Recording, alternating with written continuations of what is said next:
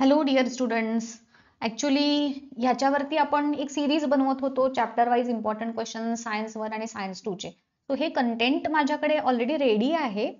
परंतु बघा आपले ऑलमोस्ट चॅप्टर 20 आहेत. सायन्स 1 चे 10, सायन्स 2 चे 10 आणि प्रत्येक चॅप्टर वरती सेपरेट सेपरेट व्हिडिओ बनवायचं झालं तर त्याला ऑब्व्हियसली आपल्याला 20 दिवस लागतील.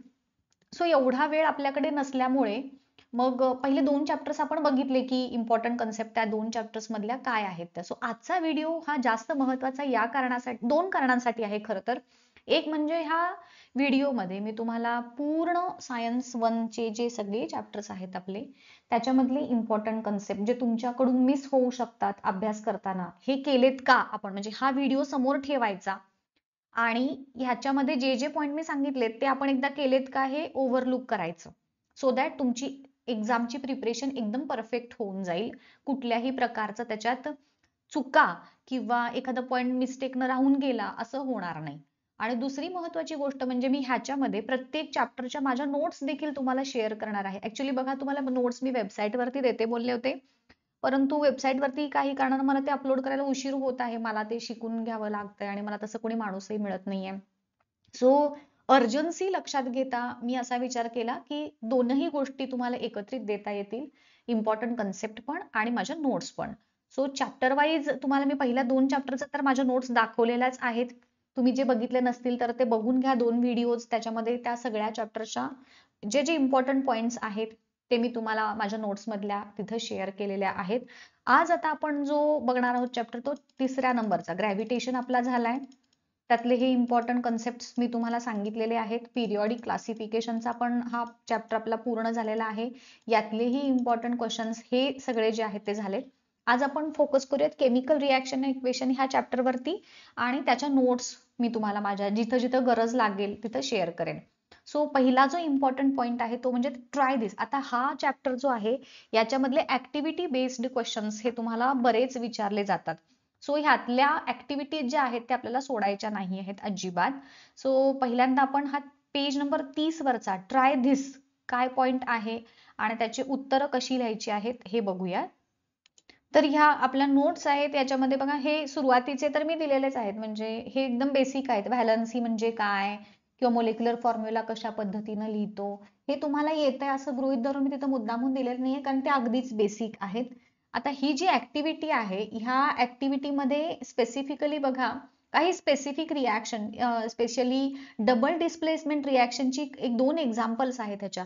तर ह्याच्यात पूर्ण आपल्या चॅप्टरमध्ये डबल डिस्प्लेसमेंटची साधारण 3 ते 4च एक्झाम्पल्स मॅक्स टू मॅक्स आपल्याला लक्षात येतील.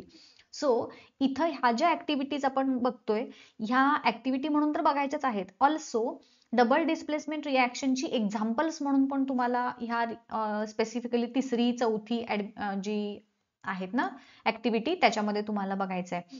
आता ह्याच्यामध्ये बघा, ह्या ऍक्टिव्हिटीज तुम्ही बघून घ्या एकदा, पण त्याची उत्तर मी डिरेक्टली इथं सांगते. स्पेसिफिकली तर थॅलिक अनहायड्राइड वरती एकदा, म्हणजे तुमचा सिलेबस बदलण्याच्या आधी खरं तर हा प्रश्न विचारला होता की what is the colour of phthalic anhydride. आणि मुलांना जसं मी सांगते नेहमी की तुमच्या टेक्स्टबुकचं थरली रिडिंग ज्यांचं झालं नसेल तर त्यांना अशा प्रकारच्या प्रश्नांची उत्तरं देता येत नाही. तुम्ही म्हणाल थॅलिक अनहायड्राइड कुठं आहे हेच मुलांना पहिल्यांदा आठवत नाही. सो मी मुद्दामून इथं त्याला हायलाइट किंवा बोल्ड मध्ये दाखवलंय की ह्या ऍक्टिव्हिटीमध्ये थॅलिक अनहायड्राइड घ्यायचंय आणि त्याचा रंग व्हाईट कलरचा येतो. त्यानंतर ह्या ज्या 3ऱ्या आणि 4थ्या ऍक्टिव्हिटीज आहेत त्याच्यामध्ये डबल डिस्प्लेसमेंट रिॲक्शनचे हे एक्झाम्पल्स आहेत ते तुम्ही लक्षात ठेवा. पोटॅशियम क्रोमेटची बेरियम सल्फेट बरोबर रिॲक्शन होते. ही डबल डिस्प्लेसमेंटची रिॲक्शन आहे आणि त्याच्यातून येल्लो कलरचा प्रेसिपिटेट ऑफ बेरियम क्रोमेट तयार होतो. तशीच 4थी रिॲक्शन सोडियम कार्बोनेटची कॅल्शियम क्लोराईड बरोबरची रिॲक्शन आहे. त्याच्यामध्ये व्हाईट प्रेसिपिटेट तयार होतो कॅल्शियम कार्बोनेटचा. तर हे 1 मार्कासाठी लक्षात ठेवायचंय. ऑल्सो तुम्हाला ह्याच्यामध्ये डबल डिस्प्लेसमेंटची रिॲक्शन म्हणून पण लक्षात ठेवायचंय. ठीक आहे. त्यानंतर फिजिकल आणि केमिकल चेंज यांच्यामधला डिफरन्स, केमिकल इक्वेशन लिहायचं कसं, केमिकल इक्वेशन बॅलन्स कसं करायचं हे स्टेप वाईज तुम्हाला सांगायचंय. स्टेप वाईज सांगत असताना पहिली स्टेप ही नेहमी म्हणजे जसं पुस्तकात दिलंय बघा, तर त्या आपल्याला त्या स्टेप्स मध्येच हे पूर्ण इक्वेशन जे आहे ते बॅलन्स करायचंय. कसं ते दाखवते. फिजिकल केमिकल चेंज मधला डिफरन्स तुम्ही ह्या पद्धतीनं सांगू शकता. 2 मार्कांसाठी कोणतेही 4 मुद्दे आणि 3 मार्कांसाठी कोणतेही 6 मुद्दे तुम्ही इथे लिहू शकता. त्यानंतर केमिकल इक्वेशन्स, वर्ड इक्वेशन म्हणजे काय? रायटिंग अ केमिकल इक्वेशन मध्ये हे जे आहे ना, important conventions followed by while writing chemical equation, हे एक बघून ठेवा. केमिकल इक्वेशन लिहायच्या मध्ये हे कोणते कन्व्हेन्शन्स आपण यूज करतो. स्क्रीनशॉट घेऊन तुम्ही हे लिहून ठेवू शकता, म्हणजे ज्यांना नोट्सची गरज आहे ते. त्यानंतर ट्राय दिस आहे, हे पेज नंबर 33 वरचं. हे देखील महत्वाचं आहे. 3 मार्कांसाठी अशा प्रकारचे प्रश्न हे तुम्हाला विचारले जातात. सो ते एक बघून घ्या. ही डायग्राम बेस्ड क्वेश्चन, म्हणजे हा पण 3 मार्कांसाठी त्या ऍक्टिव्हिटी वरतीच बेस्ड हा क्वेश्चन आहे. 3 मार्कांचा प्रश्न हा विचारलेला आहे आधी बोर्डच्या एक्झाम मध्ये. तर name the products of the reaction, name the chemical equation आणि conservation of law of mass follow करतं, law of conservation of mass follow करतं का वगैरे असा बघा. हा प्रश्न ह्याच्या आधी एकदा बोर्ड एक्झाम मध्ये 3 मार्कांसाठी विचारलेला होता. त्यानंतर सिल्वर नायट्रेटचे युजेस एव्हरीडे लाईफ मध्ये, हे पण लक्षात ठेवा, फाइंड आउट मध्ये जो विचारलाय. बॅलन्सिंग केमिकल इक्वेशन मध्ये लिहिताना पहिल्यांदा बॅलन्स्ड इक्वेशनची डेफिनिशन आपल्याला लिहावी लागेल. त्यानंतर पहिली स्टेप ही कंपल्सरी, राईट केमिकल इक्वेशन. जर वर्ड इक्वेशन दिलं असेल ह्या पद्धतीनं, तर त्या वर्ड इक्वेशनचं कन्व्हर्जन केमिकल इक्वेशन मध्ये पहिल्यांदा करायचं. आणि जर समजा तुम्हाला अशाच पद्धतीनं दिलं असेल तर मग एवढंच लिहायचं की रीराईट द गिवन केमिकल इक्वेशन, अशी तुमची पहिली स्टेप असेल. वर्ड मध्ये दिलं तर ह्या पद्धतीनं कन्व्हर्ट करून घ्यायचं. आणि ह्याच पद्धतीत दिलं असेल तर मग तुमची पहिली स्टेप तुम्ही काय लिहाल? Rewrite the given chemical equation. Second step मध्ये कंपॅरिझन करायचे नंबर ऑफ आयटमची, कंपल्सरी सेकंड स्टेप मध्ये ही कंपॅरिझन येईल. आणि जे काही तुमचं बॅलन्सिंग असेल ते स्टेप नंबर 3 मध्येच येणार. स्टेप नंबर 3 ही फक्त आणि फक्त बॅलन्सिंग करायची आहे ह्या पद्धतीनं. ठीक आहे. स्टार्ट बॅलन्सिंग फ्रॉम द, हे जे मी बोल्ड मध्ये लिहिलंय त्याच स्टेप्स तुम्हाला कंपल्सरी लिहायच्या. त्याच्यात शब्दांच्या मध्ये थोडीफार चेंज करू शकता, बट तर स्टेप नंबर 3 मध्ये तुमचं सगळं बॅलन्सिंग झालं. पुन्हा बघा ह्या पद्धतीनं स्टेप बाय स्टेप हे बॅलन्स करत जायचं. आणि बॅलन्स झाल्यानंतर स्टेप नंबर 4 ही तुमची फायनल बॅलन्स्ड इक्वेशन असेल. आणि फायनल बॅलन्स्ड इक्वेशन लिहिताना तुम्हाला तिथं physical states of reactants and products ज्या आहेत त्या मेन्शन करायच्या आहेत. त्यानंतर ट्राय दिस. आता ह्या सगळ्या तुमच्या पुढच्या ज्या टाइप्स ऑफ केमिकल रिॲक्शन्स आहेत त्याचे.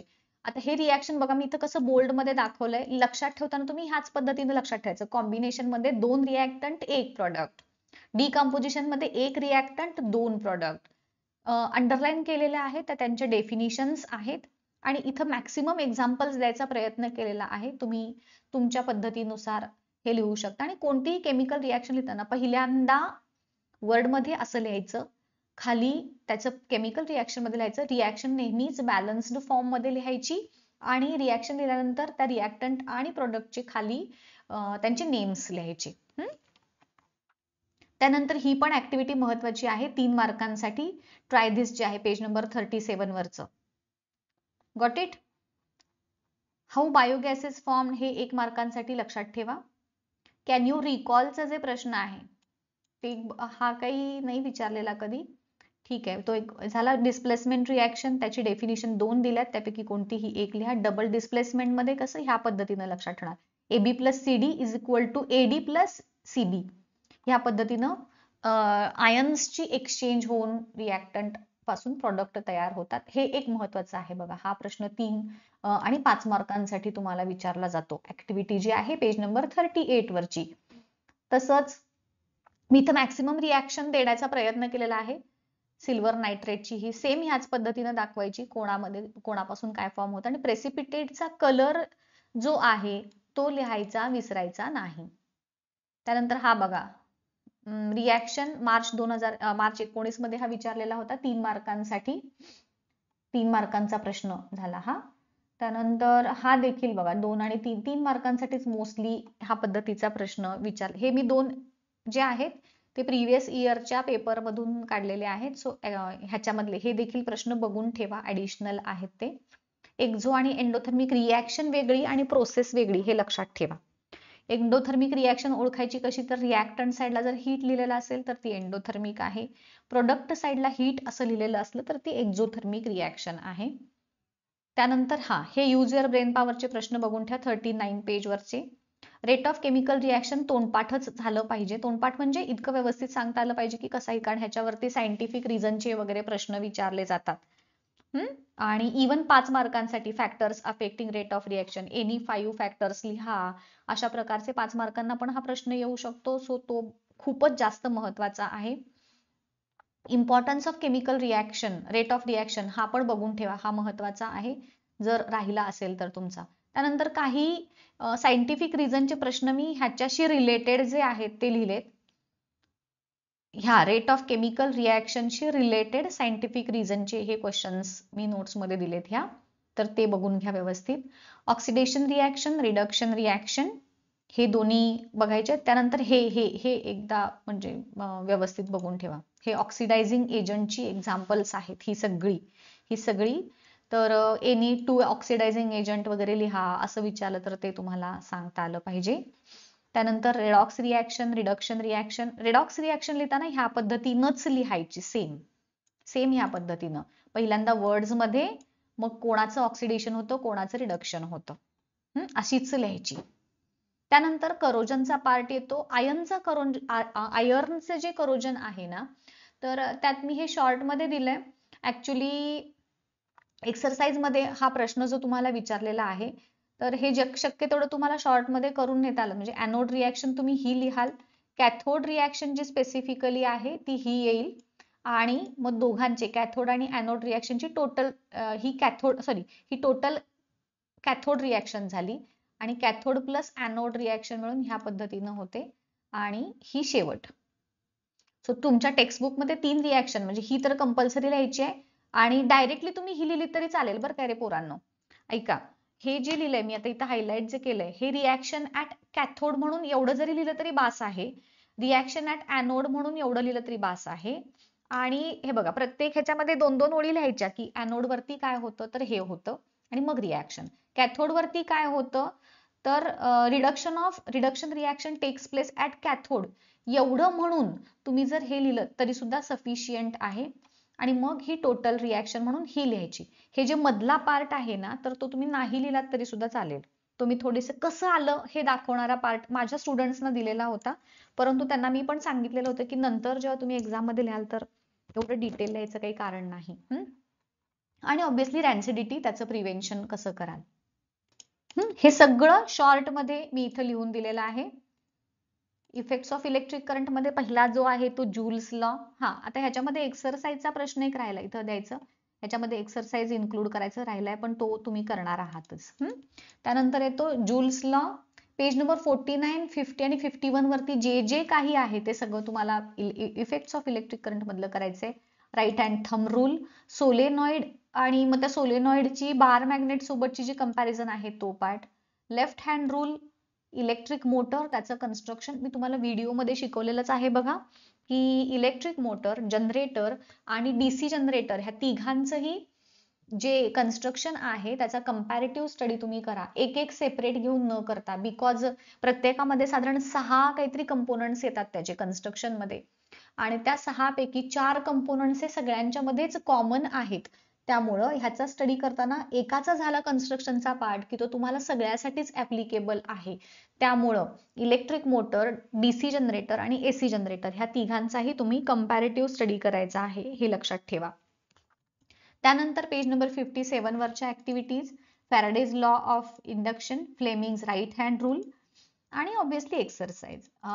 एसी डीसी जनरेटर हे आहे त्या दोघांच्या मधला डिफरन्स, एसी व्हर्सेस डीसी जे आहे ते, ठीक आहे. Alternating current versus direct current हा पार्ट, आणि एक्सरसाइज. त्यानंतर येतो हीट चॅप्टर, त्याच्यामध्ये लॅटेंट हीटची वेगळी कन्सेप्ट आहे, लॅटेंट हीट ऑफ फ्युजन वेगळी आहे, आणि लॅटेंट हीट ऑफ व्हेपोरायझेशन वेगळी आहे. एक मिनिट तुम्हाला दाखवते. हे बघा, तर पहिल्यांदा तुम्हाला लॅटेंट हीट म्हणजे काय विचारलं तर तुम्ही ही डेफिनिशन लिहाल. लॅटेंट हीट ऑफ फ्युजनची ही डेफिनिशन झाली, आणि लॅटेंट हीट ऑफ व्हेपोरायझेशनची ही डेफिनिशन झाली. तीनही विचारलं तर वेगवेगळ्या म्हणजे तुम्हाला सांगता आल्या पाहिजेत, नुसती लॅटेंट हीटची वेगळी आहे. त्यानंतर हे युजर ब्रेन पॉवर जे आहेत प्रश्न ते महत्वाचे आहेत. रिजिलेशनची कन्सेप्ट महत्वाची आहे. येस, हे नका, हे नाही केलं तरी चालेल. यूज युअर ब्रेन पॉवरचा एवढा काही महत्वाचा नाही. हा, हे एक बघून ठेवा. कॅन यू टेलचा अॅनोमॅलस बिहेवियर तर आलंच पाहिजे तुम्हाला. त्याचं होप सेपॅरेटसची जी डायग्राम आहे ती आणि एक्सप्लेन करायचं ते कंपल्सरी आलं पाहिजे. आणि याच्यामध्ये बघा डेन्सिटी हे कधी जास्त आहे ऍट 4 डिग्री सेल्सिअस व्हॉल्यूम त्याचा मिनिमम असतो. हे 1 मार्कासाठी लक्षात ठेवायचं. वॉटरचं व्हॉल्यूम 4 डिग्री सेल्सिअसला मिनिमम असतो वगैरे ते जे दिलंय की नाही पुस्तकामध्ये, तर ते व्यवस्थित लक्षात ठेवायचं. त्यानंतर हे पेज नंबर 66 वरचं हे कंपल्सरी करायचं. सायंटिफिक रिझनचे प्रश्न ह्याच्यावरती तुम्हाला विचारले जातात. ड्यू पॉइंट ह्युमिडिटीच्या डेफिनिशन्स फक्त बघून ठेवा. सॅच्युरेटेड अनसॅच्युरेटेड एअरची डेफिनिशन्स बघून ठेवा. ह्या सगळ्या डेफिनिशन्स, ऍब्सोल्यूट, रिलेटिव्ह ह्युमिडिटी, ह्या सगळ्याच्या डेफिनिशन्स बघून ठेवायच्या. हे सायंटिफिक रिझन साठी महत्वाचं आहे. युनिट्स ऑफ जूल हे 1 मार्कसाठी, ठीक आहे. आणि हे 1 कॅलरी म्हणजे हे काय सोपं आहे सोडा. त्यानंतर येते महत्वाची कन्सेप्ट स्पेसिफिक हीट कॅपॅसिटी. तर ही त्याची डेफिनिशन आणि त्याचा 5 मार्कांसाठी याच्यावरती तुम्हाला प्रश्न विचारला जातो जो ऍक्टिव्हिटी बेस आहे. आणि हे त्याचे एसआय युनिट आणि सीजीएस युनिट 1 मार्कसाठी विचारले जातात.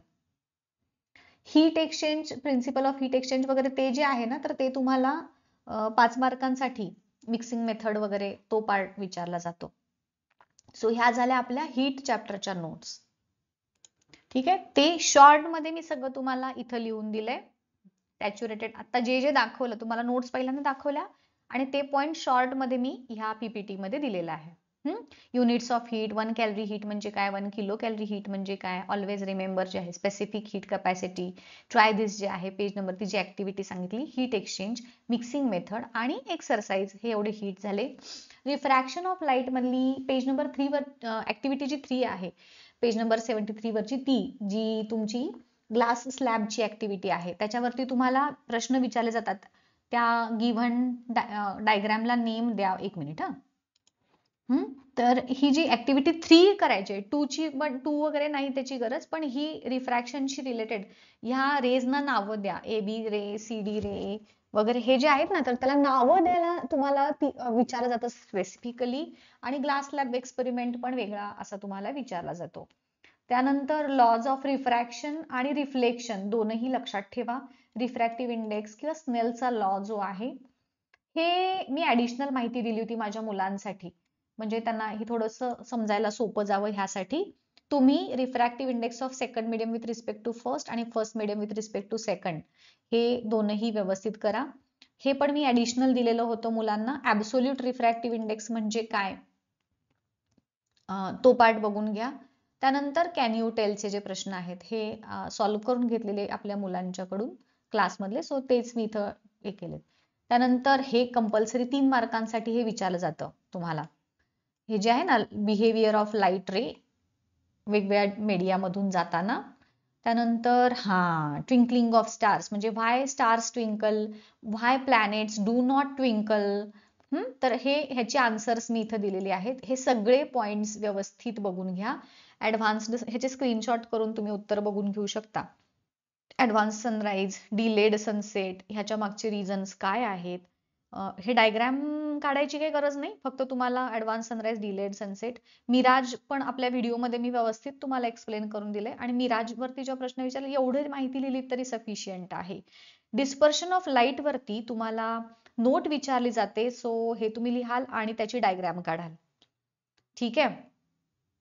त्यानंतर कुणाची मॅक्सिमम वेव्हलेंथ असते, कुणाची कमी वेव्हलेंथ असते, किती असते, त्यानंतर हे लिहायचं. त्यानंतर कोणता कलर जास्त बेंड होतो, कोणता कमी बेंड होतो, हे तुम्ही लिहायचं. म्हणजे हे 1 मार्कासाठी लक्षात ठेवा. ऑल्सो रिकॉम्बिनेशन, ठीक आहे, हे नाही काही एवढं गरजेचं, हे जस्ट वाचून ठेवा. नसेल असं काही वाचलं नाही असं व्हायला नको, पण माझ्या मते ह्याच्यावरती कधी प्रश्न विचारलेला नाही आहे. विचारला जाऊ शकतो मे बी, कारण हा पण महत्वाचा आहे. म्हणजे रिकॉम्बिनेशन ऑफ स्पेक्ट्रम म्हणजे 7 रंगापासून पुन्हा व्हाईट कलर कसा तयार होतो हे सांगणारा हा पार्ट आहे. ठीक आहे. त्यानंतर हे काय नाही बघितलं तरी चालेल. Partial and total internal reflection मात्र खूप महत्वाचं आहे. त्याची इव्हन तुम्हाला डायग्राम सुद्धा काढायला विचारले जाते एक्झाम मध्ये. सो हे त्याच्यावरच्या नोट्स झाल्या. अगेन हे सगळे पार्ट्स मी तुम्हाला शॉर्ट मध्ये इथं लिहून दिलेले आहेत. हे केलेत का फक्त बघून घ्या. रेनबो फॉर्मेशन विथ डायग्राम आहे आणि एक्सरसाइज. त्यानंतर लेन्सेस मधला can you recall concept related to lenses, म्हणजे centre of curvature, radius of curvature, ह्या कन्सेप्ट. त्यानंतर 6 पोझिशन्स ना 6 इमेजेस कशा फॉर्म होतात हे कंपल्सरी शिकून घ्या बरं का रे मुलांनो. कारण तुम्हाला ह्याच्यावरती ना प्रॅक्टिकल मध्ये पण क्वेश्चन्स विचारले जातात. त्यामुळं हे व्यवस्थित तुम्हाला, आणि ह्याची मी एक टेक्निक सांगते तुम्हाला ना. त्याच्या 6 डायग्राम्स आहेत, त्यापैकी पहिली आणि 5वी डायग्राम्स, फर्स्ट आणि 5th डायग्राम ह्या एकमेकांना अपोजिट आहेत. बघा मी लिहून देते इथे.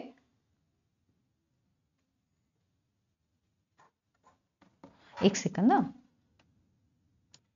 बघा त्या ज्या 6 डायग्राम्स आहेत त्यापैकी पहिली आणि 5वी ह्या एकमेकांना कॉन्ट्रास्ट आहेत. म्हणजे काय आहे, पहिल्या डायग्राम मध्ये ऑब्जेक्ट आहे ऍट इन्फिनिटी,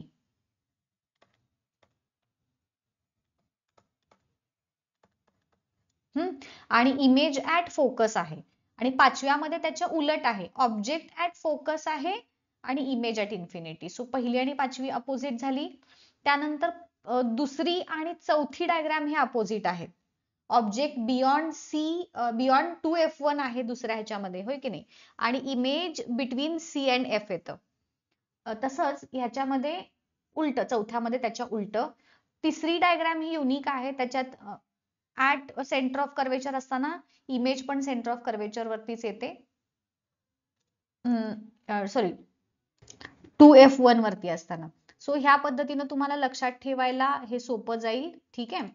हे झाल्या images formed by convex lens आणि त्याचे रूल्स आहेत. एक सेकंद तुम्हाला ते पण मी दाखवते सगळ्या नोट्स. एकच सेकंद. ठीक आहे. ह्या नोट्स मध्ये बघा, images form by convex lens साठीच्या ह्या rules to draw ray diagrams, म्हणजे हे 3 जे मी तुम्हाला सांगितलं 3 मार्कांसाठी हे विचारलं जातं तुम्हाला. ह्या 6 वेगवेगळ्या पोझिशन्सना ऑब्जेक्ट कुठं असताना, तर ते मी आता तुम्हाला एक्सप्लेन करत होते की पहिली आणि 5वी ही वेगवेगळी आहे, सेम आहे. त्यानंतर दुसरी आणि 4थी हे 2 सिमिलर आहेत. 2F1 वरती असताना 2F2 वरती येते, ऍट सेम साईजची असते ती, ही सेम झाली, वेगळीच झाली, म्हणजे ती ह्या बाकीपेक्षा वेगळी. आणि 6वी एक वेगळी आहे, म्हणजे 1, 5, 2, 4 ह्या अपोजिट झाल्या. 3 आणि 6 ह्या युनिक आहेत, म्हणजे 3 सारखं दुसरं कशातच नाही, 6 सारखं पण.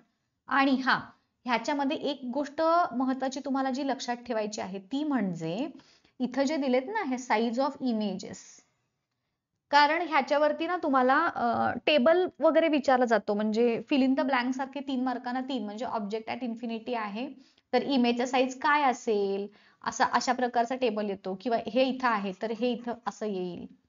मग अशा वेळेस हे जे शब्द इथं दिलेत हेच तुमचे आले पाहिजेत, ह्याच्यापेक्षा वेगळे नाही. म्हणजे पहिल्या ह्याच्यात तुमची पॉइंट साईज, मग स्मॉलर, हे जे स्पेसिफिक सेम पॉइंट, स्मॉलर, मग larger, very large, very large. So ह्या पद्धतीनं तुम्हाला ते लक्षात ठेवायचे. ओके. त्यानंतर ह्या डायग्राम्स पण तुम्हाला काढता आल्या पाहिजेत. बघा ह्या आपल्या स्टुडंटनीच काढलेल्या आहेत क्लासमधल्या. ह्या पद्धतीनं हे डिस्टन्स घ्यायचं 2-2 सेंटीमीटरचं वगैरे मी तुम्हाला शिकवलेलंच आहे हे कसं करायचं ते. ज्यांनी ते व्हिडिओ बघितले नाही त्यांनी बघून घ्या. त्यानंतर कॉन्केव्ह लेन्स साठीचे वेगळे रूल्स आहेत. कॉन्व्हेक्स लेन्स साठी जसे आहेत त्यापेक्षा कॉन्केव्ह लेन्स साठी वेगळे आहेत, आणि त्याच्या ह्या 3 रे डायग्राम्स आहेत. आणि त्याचे ह्या म्हणजे 3 जे रूल्स आहेत ते हे झाले. आणि त्याच्या 2च प्रकारचे आहेत. कॉन्केव्ह मध्ये कसं आपण 6 बघितल्या, तसे इथं कॉन्व्हेक्सच्या बाबतीत त्याच्यामध्ये 2च येतात फक्त. त्यानंतर कार्टेशियन साइन कन्व्हेन्शन महत्वाचे आहेत, 3 मार्कांसाठी तुम्हाला विचारले जातात. हे साइन कन्व्हेन्शन जेव्हा विचारतील तर ह्या पद्धतीने तुम्हाला लिहायचे आहेत. आणि एकच कुठली तरी डायग्राम काढून दाखवा, ह्याच्यात 2 वेगवेगळ्या काढायची काही गरज नाही. आयदर कॉन्व्हेक्स लेन्स दाखवा किंवा कॉन्केव्ह. लेन्स फॉर्म्युला महत्वाचा का आहे, बिकॉज न्यूमरिकल आपल्याला सॉल्व्ह करायचे, शिवाय ह्याच्यावरती तुम्हाला 1-1 मार्कचे देखील प्रश्न विचारले जातात. हे जस्ट तुमच्या माहितीसाठी वाचून घ्या एकदा, नोट्स मध्ये मी जे दिलंय ते. पॉवर ऑफ लेन्स साठीचा हा फॉर्म्युला बघून घ्या एकदा. कॉम्बिनेशन ऑफ लेन्ससाठी. हे मी बघा तुम्हाला पुस्तकात सगळं एकत्र दिलंय, पण नोट्समध्ये देताना मी सगळं सेपरेट सेपरेट दिलंय सो दॅट समजायला तुम्हाला सोपं जाईल. ह्युमन आय आणि वर्किंग हे महत्वाचं आहे. त्याची डायग्रॅम आयची तुम्हाला विचारली जाते काढायला. ही पण बघा स्टुडंट्सनी काढलेली डायग्रॅम आहे. त्यानंतर लेन्स, रेटिना ही सगळी माहिती. ह्यातले पॉवर ऑफ अकोमोडेशन म्हणजे काय, त्यानंतर focal length of healthy eye किती असते, नियर पॉइंटची डेफिनिशन, फार पॉइंटची definition, maximum minimum distance of distinct vision किती आहे, maximum distance of distinct vision किती आहे. त्यानंतर हे तर झोपेतनं उठवून विचारलं तरी तुम्हाला सांगता आलं पाहिजे. ह्या पद्धतीनं लिहायचं बरं का रे मुलांनो. त्याचं हे डिफेक्ट काय आहे, मग त्याचे रिझन्स काय आहेत आणि मग त्याची रिमेडी, ह्या पद्धतीनंच लिहा. 5 मार्काला ह्याच्यावरती बरेचदा तुम्हाला पण माहिती आहे विचारलेला जातो प्रश्न. सो लिहिताना उत्तर हे ह्या पद्धतीनं लिहायचं, नेहमी पॉइंट वाईज. त्यानंतर फार सायटेडनेसच्या बाबतीत पण तसंच, आणि खाली डायग्रॅम ह्या पद्धतीनं. प्रेस बायोपियावरती कधी विचारलेलं नाहीये जास्त, ह्या पद्धतीनं हे झालं. ऍपरंट साईज वरती पण कधी विचारलेलं नाहीये विशेष. हे युजेस ऑफ कॉन्केव्ह लेन्स मात्र विचारले जातात बरं काय. हे कॉन्केव्ह लेन्सचे युजेस 2 मार्कांसाठी, विसरू नका तो पार्ट करायला. त्यानंतर कॉन्व्हेक्स लेन्सचे हे युजेस, हे डायग्राम तुम्हाला ड्रॉ करायला विचारल्या जातात बघा बरेचदा. मी ह्या डायग्राम्स कशा ड्रॉ करायच्या ते शिकवलेलं आहे तुम्हाला, त्याची टेक्निक. परसिस्टन्स ऑफ व्हिजन वरती पण नाही एवढा कधी, आणि कलर बघतात फक्त ते रॉड सेल कोन सेल एवढं बघून ठेवा. रॉड सेल्स ज्या आहेत त्या इंटेन्सिटी ऑफ लाईट आयडेंटिफाय करतात आणि कोन सेल्स ज्या आहेत त्या कलर आयडेंटिफाय करतात, एवढंच फक्त लक्षात ठेवा. ह्या पद्धतीच्या 2 लेन्स असतात बघा, रॉड सेल्स ह्या पद्धतीच्या आणि ह्या कोन सेल्स. सो ह्या झाल्या आपल्या लेन्सेसच्या नोट्स. अगेन ते सगळे पॉइंट्स इथं मी शॉर्ट मध्ये तुम्हाला दिलेत. अभ्यास करताना हे केलंय का एवढं बघून घ्या, ठीक आहे. त्यानंतर येतो metallurgy, physical properties of metals and non metals. याच्यात तुम्हाला काही याच्या स्पेसिफिक मेल्टिंग बॉइलिंग पॉइंट्स वगैरे दिलेत बघा. 1 सेकंद दाखवते तेही तुम्हाला. चला, ह्या नोट्स मधलं मी जे पॉइंट तुम्हाला सांगत होते याच्यात बघा काही एक्सेप्शनल केसेस दिल्यात बघा. हे किंवा टंगस्टनचा मेल्टिंग पॉइंट हायेस्ट आहे, त्यानंतर हे एक्सेप्ट मर्क्युरी आणि गॅलियम हे जे दिलेत की नाही, किंवा बघा हे 1 मार्कांसाठी लक्षात ठेवायचे तुम्हाला पॉइंट्स. परत हे एक्सेप्ट जे दिलेत मी इथं, हे एक्सेप्ट दिलंय, हे एक्सेप्ट, जिथं जिथे एक्सेप्शनल दिलेत बघा ते जरा व्यवस्थित बघून ठेवा 1 मार्कसाठी. त्यानंतर ह्या फ्लेमचे कलर्स बघायचे, कोणत्याला जाळलं की त्याचा फ्लेमचा कलर काय येतो, ते 1 मार्कांसाठी ते तसे विचारतात कोपऱ्या कोपऱ्यातले ना प्रश्न. त्यानंतर केमिकल प्रॉपर्टीज ऑफ मेटल्स, हे बघा हे असं लक्षात ठेवायचं, हे जे इथं दिले ना ह्या पद्धतीनं, आणि मग तुम्हाला ती रिॲक्शन तयार करता आली पाहिजे. हा प्रश्न सायंटिफिक रिझन साठी तुम्हाला माहितच आहे, महत्वाचा आहे ते. एम्फोटेरिक ऑक्साईड वरती बघून ठेवा. त्यानंतर मेटल्स विथ वॉटर, अगेन हे, आणि मग त्याच्यामध्ये 4 प्रकार येतात. एक हाय रिॲक्टिव्ह जे सोडियम पोटॅशियम आहेत, मीडियम रिॲक्टिव्ह त्याच्यामध्ये येतो कॅल्शियम. त्यानंतर हा एक सायंटिफिक रिझनचा प्रश्न आला त्याच्यावरती. हा जो आहे ठीक आहे, ह्याचं काही एवढं हे नाही. त्यानंतर हे येतात ते एकदम लो रिॲक्टिव्ह, आणि गोल्ड सिल्वर येतात ते नॉन रिॲक्टिव्ह. असे 4 प्रकारच्या रिॲक्टिव्हिटीज येतात बघा ह्याच्यामध्ये मेटल्सच्या. त्यानंतर ऍसिड सोबतची रिॲक्शन तुम्हाला अशी लक्षात ठेवायला बघा, मी सेपरेट सेपरेट केलंय, तुमच्या पुस्तकात असं नाहीये. ऍक्वारेजिया जस्ट बघून ठेवा, सोपं आहे, त्यात काही अवघड नाहीये. ठीक आहे, ही ऍक्टिव्हिटी जस्ट बघून ठेवा. पेज नंबर 96 वरची 3 मार्कांसाठी अशा ऍक्टिव्हिटी बेस्ड क्वेश्चन्स येतात. त्यानंतर जे यायचं नॉन मेटल्सच्या केमिकल प्रॉपर्टीज कडे, या पद्धतीनं तुम्हाला लक्षात ठेवायचे आहेत. हे बघा, do not react except halogen, हे जे स्पेसिफिक वेगळं वेगळं जे आहे. आयोनिक कंपाऊंडच्या प्रॉपर्टीज जेव्हा आपल्याला लिहायच्या असतात तर तिथं तुम्हाला आयोनिक कंपाऊंड म्हणजे मीठ, आपलं खायचं मीठ, त्याच्या प्रॉपर्टीज लिहायच्या असतात. आणि त्या ह्या पद्धतीनं म्हणजे मीठ कसं असतं, त्याच्या मेल्टिंग, हे सगळं मिठाला डोळ्यासमोर ठेवून ह्या फिजिकल आणि केमिकल प्रॉपर्टीज तुम्हाला लिहायच्या आहेत. 3 मार्कांसाठी ह्या प्रॉपर्टीज तुम्हाला विचारले जातात. त्यानंतर मिनरल्स, ओर्स आणि गँग पार्टिकल्स ह्याच्या डेफिनिशन्स बघून ठेवा. रिॲक्टिव्हिटी सिरीज हे आहे सगळ्यात, म्हणजे इन्क्रीजिंग ऑर्डर आणि डिक्रीजिंग ऑर्डर ऑफ रिॲक्टिव्हिटी प्रमाणे अरेंज करा, अशा प्रकारचे 1 मार्कसाठी तुम्हाला विचारले जातात. विल्फली टेबल मेथड वगैरे ह्या ज्या सगळ्या हे आहेत की नाही बाळांनो, तर ह्या डायग्राम सहित करायचे आहेत बरं काय. विल्फली टेबल, हायड्रॉलिक सेपरेशन जी आहे, त्यानंतर मॅग्नेटिक सेपरेशन. मी हे मुद्दामून हळूहळू करतेय कारण तुम्हाला त्याच्या नोट्स पण दिसतील आणि पॉइंट्स पण कळतील. ज्यांना वाटेल तुम्ही तसे स्क्रीनशॉट्स करून घ्या. ही डायग्राम पण तुम्हाला ड्रॉ करायला विचारली जाऊ शकते. फ्रूट फ्लोटेशन मेथड जी आहे त्याची पण डायग्राम, लीचिंग. त्यानंतर रिॲक्टिव्ह मेटलचे एक्स्ट्रॅक्शन मध्ये ठीक आहे, हे जस्ट सगळ्या ऍक्टिव्हिटीज ह्याच्यातल्या ज्या ज्या आहेत ना रिॲक्शन्स त्या एकदा बघून घ्यायच्या. आणि तुम्हाला इथं हे एक दिलंय बघा मी तुम्हाला. ऑक्सिडेशन म्हणजे काय आहे, लूज इलेक्ट्रॉन, आणि रिडक्शन म्हणजे गेन इलेक्ट्रॉन. तर ह्याच्यावरून तुम्हाला हे कॅथोड आणि ऍनोड रिॲक्शन जे आहेत त्या लक्षात ठेवायला इझी पडतात बघा. त्याच्यानंतर तर तुम्हाला हे माहितीच आहे, बेअरची प्रोसेस, हॉलची प्रोसेस, हे जे आहेत की नाही बघा. मी हे शिकवताना तुम्हाला मी फ्लो चार्टच्या फॉर्म मध्ये दिल्या होत्या. सो तुम्ही लक्षात ठेवताना पण त्या फ्लो चार्टच्या फॉर्म मध्येच लक्षात ठेवायच्या ते. आणि त्याच्या रिॲक्शन्स कंपल्सरी तुम्हाला ह्या ज्या इथं दिल्यात ना तेवढ्याच रिॲक्शन्स तुम्हाला तिथं लिहायच्या आहेत एक्झाम मध्ये. इलेक्ट्रोलायटिक रिडक्शन हे झालं आणि त्याची डायग्राम, मी इथं डायग्राम इन्क्लूड केलेली नाहीये. आणि क्रायोलाइटचा फॉर्म्युला, फ्लूरस्पारचा फॉर्म्युला 1 मार्क साठी बघून ठेवा. कॅथोड ऍनोड रिॲक्शन 1 मार्क साठी बघून ठेवा. रोस्टिंग कॅल्सिनेशन वरती तुम्हाला 2 मार्क साठीचे प्रश्न विचारले जातात. थर्मिट रिॲक्शन वरती पण 2 मार्क्सचे प्रश्न.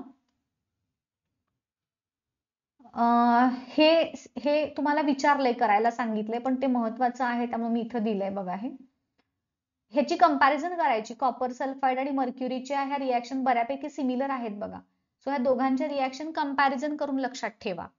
आणि ह्याच्यातले आयर्नचे रस्ट तयार होतं. CO2 ह्याच्या कॉपर सोबत रिॲक्ट करतो, पॅटिनेशन होतं. सिल्वर हा H2S सोबत रिॲक्ट करतो. हे जे स्पेसिफिक दिले बघा मी अंडरलाईन करून ना, तर त्या मेटल्सची कशाबरोबर रिॲक्शन होते, जसं की CO2 ची कॉपर बरोबर, आयर्नची एअर मॉइस्ट एअर सोबत, त्यानंतर सिल्वरची H2S सोबत, त्यानंतर अल्युमिनियम ऑक्सिजन सोबत, अशी रिॲक्शन ज्या स्पेसिफिकली दिल्यात त्या.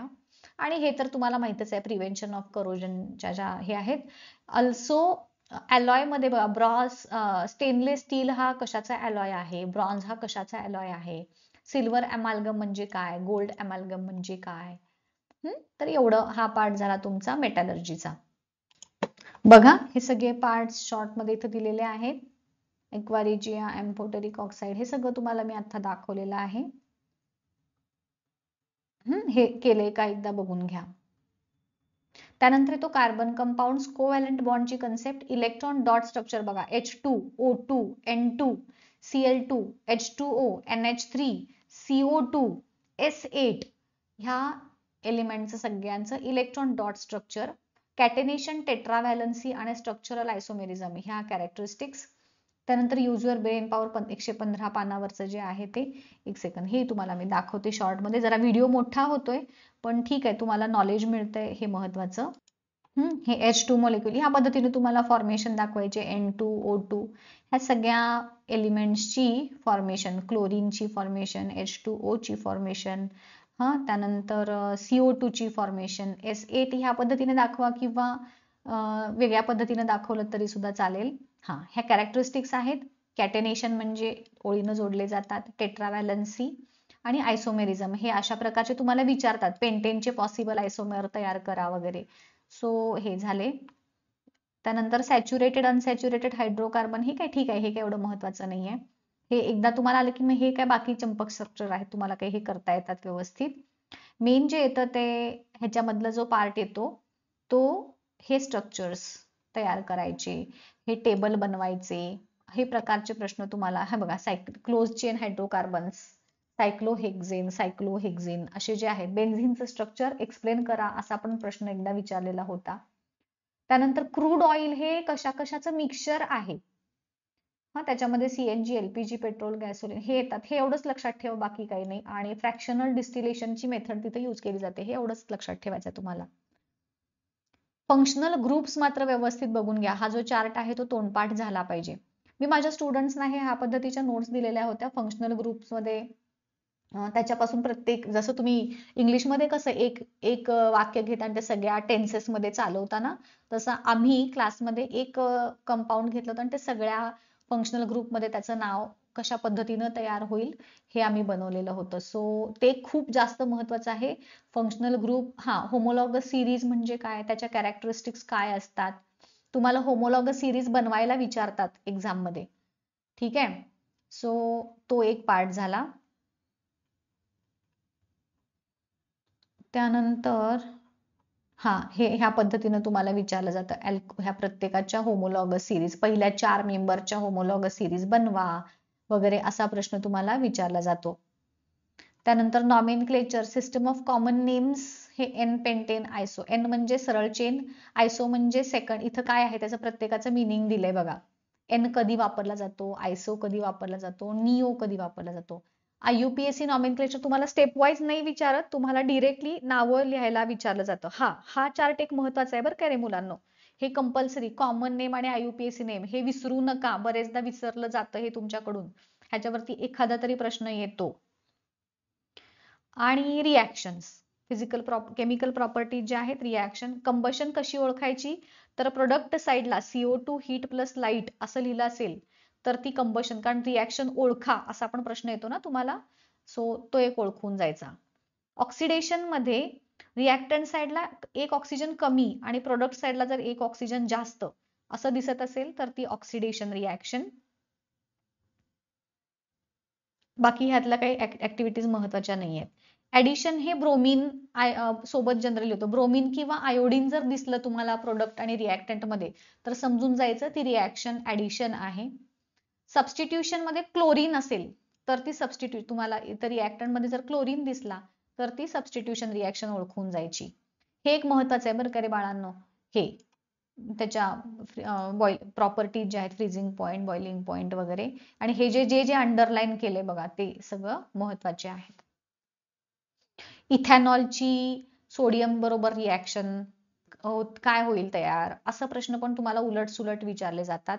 ही ऍक्टिव्हिटी जरा महत्वाची आहे. नाही ही पण नाही, सॉरी ती पण नका करू. ही करा 128 पानावरची. ठीक आहे. अल्कोहोल ते काय एवढं महत्वाचं नाही. इथॅनॉइक ऍसिड, त्याचा मेल्टिंग पॉइंट, बॉइलिंग पॉइंट, आणि त्याला ग्लेशियल ऍसिटिक ऍसिड का म्हणतात असा पण प्रश्न तुम्हाला विचारला जाऊ शकतो. त्याचं उत्तर मी इथं दिलंय बघा. आणि ह्या reaction, general chemical properties of ethanoic acid, त्याच्या ज्या रिॲक्शन्स आहेत हे काय महत्वाचं नाही एवढं. ही बघून घ्या, ही ऍक्टिव्हिटी एकदा बघून घ्या, त्याचे उत्तर इथं दिलीत बघा मी. हे बघून घ्या, ह्या युजर ब्रेन पॉवर 130 पानावरचं जे आहे ते. हिस्टरिफिकेशन महत्वाचं आहे. हे बघून घ्या, हे पॉइंट वाईज तुम्हाला दिलंय, पुस्तकात पॉइंट वाईज नाही आहे. मॅक्रोमोलिक्युल्स मध्ये हे बघा, हे नॅचरल आहेत 4 प्रकारचे आणि मॅनमेड. पॉलिमर म्हणजे काय, मोनोमर म्हणजे काय, आणि हे बघून घ्या, हे युजर ब्रेन पॉवरची. आणि ऑल्सो ऐका रे, त्याच्यामध्ये हे तर कराच तुम्ही, हेच मी उत्तर वगैरे दिलीत. तुमच्या टेक्स्टबुकमध्ये जे दिलेत की नाही, system of common name IUPAC झालं, केमिकल प्रॉपर्टीज, येस 127 पानावरची. त्यानंतर हे 128 पानावरचं सायन्स बॉक्स, ट्राय दिस पेज नंबर 139. हे सगळे हिस्टरिफिकेशन, सॅपोनिफिकेशन, हे आता तुम्हाला मी सगळे दाखवलेत बघा नोट्समध्ये. टेबल्स, हे 132 आणि 133 पानावरचे जे टेबल्स आहेत त्याच्यामध्ये दिलेत बघा तुम्हाला. हे जे एक्झाम्पल, नॅचरल जे सबस्टन्सेस आहेत, पॉलिमर्स वगैरे ना, तर ते तुम्हाला चार्ट महत्वाचा आहे. आणि त्याच्यानंतर स्पेस मिशन मधला 135 पेज वरचं can you tell, need and importance of space mission, artificial सॅटेलाइटांचं वर्किंग. पेज नंबर 136 वरचे ते लॉंग फॉर्म्स आहेत ना, इनसॅट, जीसॅट वगैरे ते, आणि त्याच्याशी रिलेटेड ते वेदर सॅटेलाइट वगैरे तो जो टेबल आहे तो. क्रिटिकल व्हेलॉसिटीचं डेरिव्हेशन, टाइप्स ऑफ ऑर्बिट, ते मीडियम अर्थ, हाय अर्थ वगैरे तो पार्ट. सॅटेलाइट लॉन्च व्हेकलचं स्ट्रक्चर, PSLVचं. स्पेस शटलचं स्ट्रक्चर, त्याच्यावरती डायग्राम बेस्ड क्वेश्चन्स वगैरे येतात तुम्हाला. नेम, कंट्रीज आणि इयर्स जे दिलेत बघा मिशन, फक्त तेवढंच करायचं. आणि स्पेस डेब्रिसची कन्सेप्ट. आणि अर्थातच त्याचं एक्सरसाइज मधले न्यूमरिकल पार्ट तुम्ही स्किप केलात तरी चालेल, तो काही एवढा महत्वाचा नाही आहे. सो हे झालं तुमचे सायन्सचे 1चे सगळ्या चॅप्टरच्या नोट्स आणि त्याच्यातले इम्पॉर्टंट क्वेश्चन्स. नेक्स्ट व्हिडिओमध्ये सायन्स 2चे आपण इम्पॉर्टंट क्वेश्चन्स असेच डिस्कस करूया. Till then good luck. Thank you.